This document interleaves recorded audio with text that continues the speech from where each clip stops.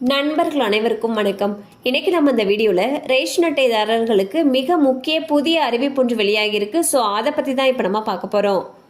நியாய விலை கடைகளின் மூலமாக மக்களின் அத்தியாவசிய தேவைகளான அரிசி, சர்க்கரை, மண்ணெண்ணெய், பருப்பு, சமையல் எண்ணெய் உள்ளிட்ட பொருட்கள் வழங்கப்பட்டு வருகின்றன.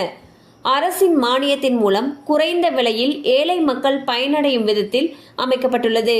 இந்நிலையில் ரேஷன் கடைகள் குறிப்பிட்ட நாட்களிலும் நேரத்திலும் திறந்திருக்க வேண்டும் என்பது விதி. இதை மீறி பூட்டப்பட்டு இருக்கும் கடைகள் குறித்து SMS மூலம் புகார் அளிக்க பொது விநியோகத்துறை ஏற்பாடு செய்துள்ளது.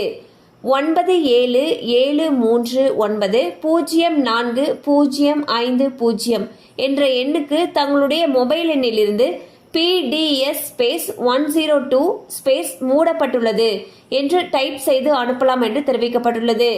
அதன் பிறகு அந்த கடை மீது விசாரித்து நடவடிக்கை எடுக்க வழிவகுக்கப்பட்டுள்ளது. ஸோ பாத்தீங்கன்னா ரேஷன் கடைகள் வேலை செய்யக்கூடிய நேரத்தில் மூடி இருந்துச்சு அப்படிங்கிற பட்சத்தில் புகார் அளிக்கிறதுக்கு ஒரு நம்பர் கொடுத்துருக்காங்க.